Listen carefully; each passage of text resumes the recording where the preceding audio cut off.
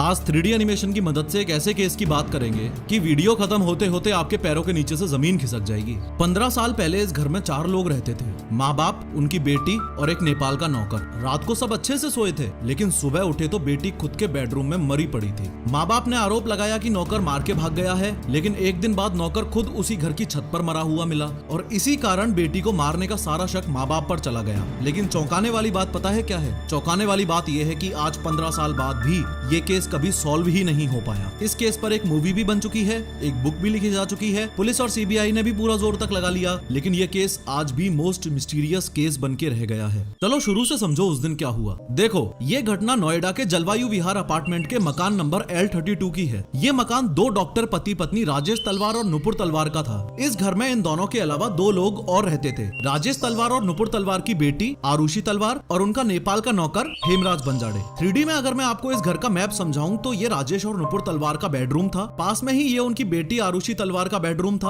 और living room के gap के बाद यहाँ घर के बाहरी हिस्से में नौकर हेमराज बंजाड़े का बेडरूम था। इस केस में गेट्स को लेकर भी काफी कंफ्यूजन था, इसलिए वो कंफ्यूजन भी मैं आपका अभी ही दूर कर देता हूँ। देखो, ये घर की मेन एंट्रेंस थी और यहाँ टोटल 3 दरवाजे थे। ये था सबसे बाहर वाला गेट जो कि सिर्फ धक्का देके भी खोला जा सकता था। उसके बाद ये बीच वाला ग्रिल डोर जिसमें ऑब्वियसली कुंडी लगाई जा सकती थी और सबसे अंदर था ये मेन वुडन डोर। लेकिन इन तीनों गेट्स के अलावा यहाँ पर एक बहुत ही इंपॉर्टेंट कैच है। सबसे बाहर वाले और मिडल वाले डोर के बीच में हेमराज के रूम में जाने का दरवाजा भी था और हेमराज के रूम से एक दरवाजा घर के अंदर भी जाता था। कहने का तात्पर्य ये है कि इस घर के मेन गेट्स को यूज किए बिना ही हेमराज के गेट्स के थ्रू कोई भी घर के अंदर या बाहर आ जा सकता था। चूंकि आपने घर का नक्शा अच्छे से समझ लिया है तो अब इस केस को समझने में और भी मजा आएगा। बात 15 मई 2008 की है और ये असली कहानी है, यानी हत्याकांड से एक दिन पहले हर दिन की तरह आरुषि जल्दी उठकर स्कूल जाने की तैयारी में लग गई। हेमराज खाना रेडी कर रहा था और आरुषि की माँ यानी नुपुर तलवार आरुषि को स्कूल के लिए रेडी करने में लग गई। आज यानी 15 मई 2008 को आरुषि स्कूल जाने के लिए बहुत एक्साइटेड थी, क्योंकि कल के बाद स्कूल में गर्मियों की छुट्टियां पड़ने वाली थी। यही रीजन था कि आरुषि का बर्थडे वैसे तो 24 मई को आता था, लेकिन उसने 16 मई को ही यानी स्कूल के लास्ट वर्किंग डे को ही दोस्तों के साथ बर्थडे मनाने का फैसला लिया। खैर, आरुषि के स्कूल जाने के बाद उसके माँ बाप भी अपने काम पर क्लिनिक चले गए और सब रात को 9:15 बजे वापस एक साथ डिनर करने बैठ गए। खाना खाने के बाद आरुषि तलवार अपने कमरे में आ गई, राजेश और नुपुर तलवार अपने अपने कमरे में गए और हेमराज बर्तन वगैरह धोने में लग गया। कुछ देर बाद ही दोनों माँ बाप आरुषि के कमरे में आए और अगले दिन आयोजित होने वाली बर्थडे पार्टी की प्लानिंग करने लगे। प्लानिंग करने के बाद बाप ने अपनी बेटी को बर्थडे गिफ्ट के तौर पर एक सोनी का DSC-W130 कैमरा गिफ्ट किया। गिफ्ट पाकर आरुषि बहुत खुश थी और उसने आपस में काफी सारी फोटोज ली। सीबीआई की रिपोर्ट्स के अनुसार लास्ट पिक्चर उसने 10:10 पर क्लिक की थी। पिक्चर्स वगैरह क्लिक करने के बाद राजेश और नुपुर अपने रूम में चले गए और आरुषि अपने रूम में। फिर रात 11 बजे राजेश तलवार अपने रूम में अपने लैपटॉप पर काम कर रहे थे और उन्होंने नुपुर को राउटर ऑन करने के लिए कहा। इंटरनेट राउटर आरुषि के रूम में लगा हुआ था। नुपुर आरुषि के रूम में आई और चुपचाप राउटर ऑन करके वापस चली गई। इस समय आरुषि अपने रूम में चेतन भगत की एक novel the 3 mistakes of my life पढ़ रही थी। इन्वेस्टिगेशन के अनुसार राजेश तलवार ने लास्ट टाइम लैपटॉप में ईमेल वगैरह भेजने के लिए या अपने काम के लिए इंटरनेट रात 12:08 पर यूज किया था। फिर वो भी सो गए और उनके सोने के बाद उस 15 मई की रात 12 बजे से सुबह 6 बजे के बीच में कुछ ऐसा हुआ जिसने पूरे देश को हिला के रख दिया। इस रात ने पुलिस और सीबीआई की काबिलियत पर सवाल उठाया और ये रात दुनिया की सबसे रहस्यमयी रात बनकर रह गई। अगले दिन यानी 16 मई 2008 को सुबह 6 बजे घर की नौकरानी भारती मंडल सफाई के लिए पहुंची और उसने पहली डोरबेल बजाई तो किसी ने दरवाजा नहीं खोला। दूसरी बार बजाई, किसी ने दरवाजा नहीं खोला। तीसरी बार बजाने पर आरुषि की माँ यानी नुपुर ने दरवाजा खोला। ये बात बहुत अजीब थी। भले ही भारती को ये नौकरी ज्वाइन किए 6 दिन ही हुए थे, लेकिन डेली एक बेल में ही घर का नौकर हेमराज दरवाजा खोल देता था। खैर, एक बार फिर बता दूं कि टोटल 3 दरवाजों में से फिलहाल नुपुर ने ये सबसे अंदर वाला वुडन दरवाजा खोला है और भारती मंडल अभी भी सबसे बाहर वाले दरवाजे के बाहर ही खड़ी है। अब नुपुर बीच वाला दरवाजा खोलने के लिए आगे बढ़ती है तो देखती है कि वो बाहर से बंद है। फॉलोइंग दिस भारती से पूछती है कि हेमराज कहाँ गया। भारती बोलती है मुझे नहीं पता। फिर नुपुर बोलती है कि वो दूध लेने गया होगा, इसलिए बाहर से लॉक करके गया होगा, तू 5 मिनट वेट कर ले। रिस्पॉन्स में भारती बोलती है कि मुझे और जगह भी सफाई करने जाना है, आपके पास एक्स्ट्रा चाबियां होंगी, वो आप बालकनी से नीचे फेंक दो, मैं नीचे जाके चाबी लाके खुद ही खोल लूंगी। नुपुर ने चाबी फेंकने के दौरान हेमराज को फोन लगाया और आप लोग बहुत ध्यान से सुनना इस बात को कि हेमराज के फोन पर रिंग भी गई थी, किसी ने फोन उठाया भी था, लेकिन 2 सेकंड बाद काट के स्विच ऑफ कर दिया और वो फोन आज तक अभी किसी को कहीं नहीं मिला। खैर, नुपुर बालकनी से चाबी फेंकती है, भारती चाबी लेकर ऊपर आती है और जैसा कि मैंने आपको बताया था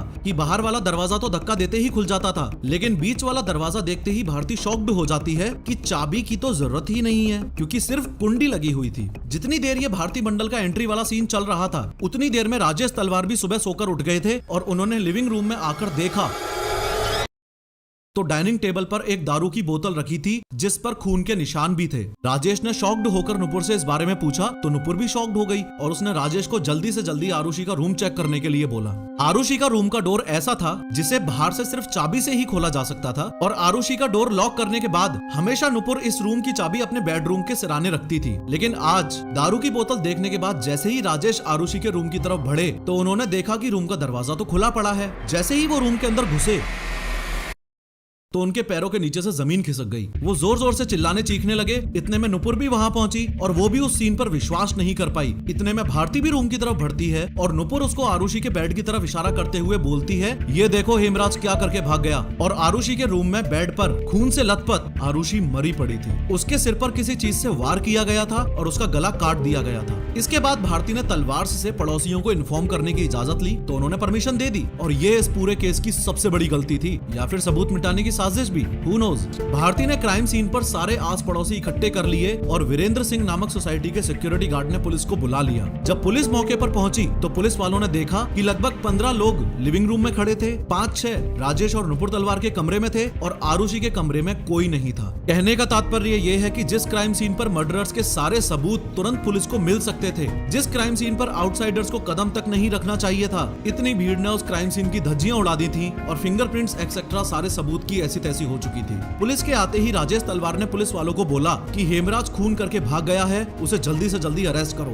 कथित तौर पर राजेश तलवार ने ये तक भी बोला कि मैं खुद 25,000 रुपए दूंगा अगर पुलिस उसे नेपाल जाके तुरंत पकड़ ले तो। पुलिस ने भी अपनी तरफ से कहानी बना ली कि रात में शराब पीकर नौकर हेमराज ने आरुषि के साथ जबरदस्ती करने की कोशिश की और आरुषि ने विरोध किया तो वो उसे मार के भाग गया। इस थ्योरी के बेसिस पर पुलिस ने इसे ओपन एंड शट केस बताया, हेमराज पर 20,000 का इनाम रख दिया और पुलिस की एक टीम नेपाल के लिए रवाना हो गई। हालांकि क्राइम सीन यानी राजेश तलवार के इस घर में मौजूद सबूत पूरी तरह से तहस नहस हो चुके थे, पर फिर भी पुलिस ने फिंगरप्रिंट्स, आरुषि के कपड़े, बेडशीट एक्सेट्रा सब फॉरेंसिक वालों को हैंडओवर कर दिया। क्राइम सीन के इन्वेस्टिगेशन के दौरान पुलिस को छत की ओर जाती हुई सीढ़ियों पर खून के धब्बे मिले, लेकिन छत का दरवाजा बंद था तो पुलिस वालों ने राजेश तलवार से चाबी मांगी। चाबी ढूंढने के लिए राजेश तलवार काफी देर तक अपने रूम में ही रहे और पुलिस ने जब दोबारा चाबी मांगी तो वो भड़क गए। कहने लगे कि खूनी हेमराज तो नेपाल में बैठा है और आप छत पे जाके टाइम वेस्ट करने में लगे हो। सीबीआई रिपोर्ट्स के अनुसार पुलिस वाले से जब बाद में पूछा गया कि भाई पहले दिन ही छत पे क्यों नहीं चेक किया, तो उसने ये भी बोला था कि सर छत के गेट के पास बहुत गर्मी थी, इसलिए मैं ज्यादा इंतजार किए बिना ही वहां से वापस नीचे चला गया था। 17 मई 2008 यानी आरुषि के हत्याकांड के एक दिन बाद राजेश और नुपुर तो अस्थियां बहाने के लिए हरिद्वार निकल गए और पुलिस ने अपनी जांच जारी रखी। एक रिटायर्ड पुलिस ऑफिसर के गौतम जो क्राइम सीन पर किसी की रिक्वेस्ट पर आए थे, उन्होंने सीढ़ियों पर पड़े हुए खून के धब्बों को सीरियसली लिया और चाबी ना मिलने पर छत के दरवाजे का ताला तोड़ दिया। छत पर पहुंचते ही सुबह 10:30 बजे के आसपास पुलिस वालों ने यहाँ जो देखा वो देखकर उनके होश उड़ गए। यहाँ हेमराज की लाश पड़ी हुई थी और इसको भी वैसे ही मारा गया था जैसे आरुषि को। बॉडी कंफर्म करने के लिए राजेश और नुपुर तलवार को वापस बुलाया गया। राजेश ने पहले तो पहचानने से मना कर दिया, लेकिन बाद में नुपुर से भी कंफर्मेशन लेने के बाद एग्री किया कि हाँ ये हेमराज की ही लाश है। यहाँ मैं आपको इस वीडियो का मोस्ट इंपोर्टेंट पॉइंट बताने जा रहा हूँ, ध्यान से सुनो। इसी छत की दीवार पर एक खून से सना हुआ हाथ इस तरीके से लगा हुआ था। ये इस पूरे केस का दी मोस्ट इंपोर्टेंट एविडेंस था।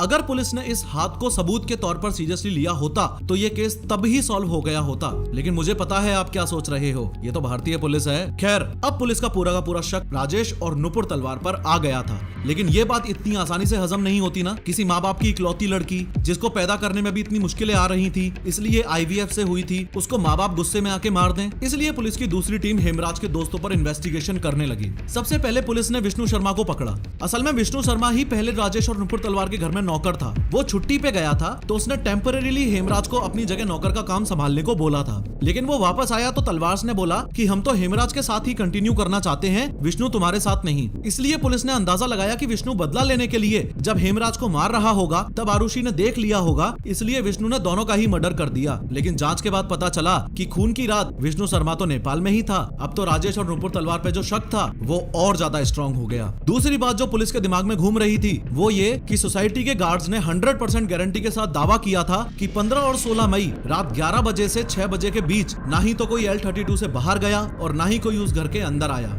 इन तमाम बातों को ध्यान में रखते हुए 23 मई 2008 को पुलिस ने राजेश तलवार को अरेस्ट कर लिया और उस दिन लखनऊ डिवीजन के IG inspector general of police Gurudarshan Singh ने प्रेस कॉन्फ्रेंस करके कुछ ऐसी बात बोली कि पूरी दुनिया राजेश और नुपुर तलवार के खिलाफ हो गई। हालांकि इस प्रेस कॉन्फ्रेंस में गुरुदर्शन सिंह ने आरुषि का नाम भी एक बार तो गलत लिया कि 16 तारीख को शारुति तलवार और हेमराज का कत्ल हुआ।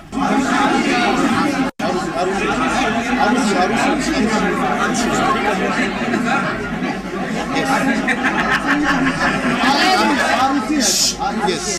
प्लीज कोई नहीं सकता। लेकिन पुलिस ने बताया कि राजेश तलवार का उन्हीं के क्लिनिक में एक्स्ट्रा मैरिटल अफेयर था। इस बात का पता आरुषि को लग गया था। स्ट्रेस में आके आरुषि ने हेमराज से ऐसी बातें करनी शुरू की और वो दोनों नाजायज संबंध में आ गए थे। 15 और 16 मई की रात जब राजेश तलवार पानी पीने के लिए उठे तो उन्होंने देखा कि आरुषि का रूम का डोर खुला हुआ है। अंदर जाते ही उन्होंने देखा कि वो दोनों आपत्तिजनक स्थिति में हैं। तो राजेश हेमराज को मारते मारते ऊपर ले गए, छत पर उसे जान से मार दिया, फिर नीचे आके भारी मात्रा में शराब पी और अपनी बेटी आरुषि को भी मार दिया। लेकिन इस बयान के थ्रू इतनी छोटी बच्ची के कैरेक्टर पर कीचड़ उछाली जा रही थी, इसलिए लोगों ने जम के पुलिस का विरोध किया। फॉलोइंग दिस पुलिस ने प्रेशर में आके अपना बयान बदल दिया और बताया आरुषि को अपने पिता राजेश तलवार के क्लिनिक में एक्स्ट्रा मैरिटल अफेयर का पता चल गया था, वो उसे ब्लैकमेल करने लगी थी, इसलिए राजेश तलवार ने अपनी बेटी आरुषि की हत्या कर दी। इस कांड को हेमराज ने देख लिया था, इसलिए राजेश ने उसे भी मार दिया। इन शॉर्ट उस बयान के बाद काफी इन्वेस्टिगेशन हुए, लेकिन ओवरऑल सिचुएशन ये थी, 2 सीबीआई की टीम इन्वॉल्व हुई थी। पहली सीबीआई की टीम ने इन्वेस्टिगेशन के बाद ये क्लेम किया था कि मर्डर कृष्णा थडरई ने किया है। कृष्णा भी असल में नेपाल का ही था, नौकर हेमराज बंजाड़े का दोस्त था और डॉक्टर राजेश तलवार के क्लिनिक में असिस्टेंट के रूप में काम करता था। आरुषि के मर्डर से 2 दिन पहले कृष्णा से क्लिनिक में कुछ गलती हो गई थी, जिस बात पर राजेश ने कृष्णा को बाकियों के सामने बहुत बुरी तरह डांटा। इसके बदले में कृष्णा ने यह भी बोला था कि मैं इसका बदला राजेश तलवार से जरूर लूंगा, और ऐसा बोलते हुए उसको सुना था राजेश तलवार के ड्राइवर उमेश शर्मा ने। लेकिन सीबीआई की फर्स्ट टीम की ये थ्योरी भी सही साबित नहीं हुई, क्योंकि कृष्णा जिस घर में रहता था उस घर के मकान मालिक ने कंफर्म किया था कि कृष्णा तो खून के समय उनके साथ ही था। इस जगह हो सकता है आप तलवार मूवी के एंगल से नार्को टेस्ट एक्सेट्रा को याद करें, लेकिन तलवार मूवी पर भी ये आरोप है कि वो मूवी तलवार दंपत्ति की इमेज को सुधारने के लिए बनाई गई थी। फिर ये केस दूसरी सीबीआई टीम के हाथ में चला गया और दूसरी सीबीआई की टीम ने इन्वेस्टिगेशन के बाद ये क्लेम किया कि नौकरों का आरुषि के खून से कोई लेना देना नहीं है। जिस तरीके का कट आरुषि और हेमराज के गले पर मिला है उससे तो यही लगता है कि वो किसी प्रोफेशनल ने सर्जिकल ब्लेड से किया होगा। लेकिन दूसरी सीबीआई की टीम को भी तलवार के खिलाफ कोई ठोस सबूत नहीं मिला, इसलिए उन्होंने इस केस को हमेशा के लिए बंद करवाने की कोर्ट में अपील कर दी। ये केस इंडिया का मोस्ट मिस्टीरियस मर्डर केस माना जाता है। ये केस आज तक सॉल्व ना हो पाने के पीछे मेन रीजन तो नोएडा पुलिस ही है। अगर नोएडा पुलिस ने घर की छत पर लगे उस ब्लडेड हैंड को सीरियसली ले लिया होता तो खूनी आराम से पकड़ा जाता। इंदिरा गांधी को बॉडीगार्ड्स ने कैसे मारा, इस वीडियो पर क्लिक करके जरूर देखो।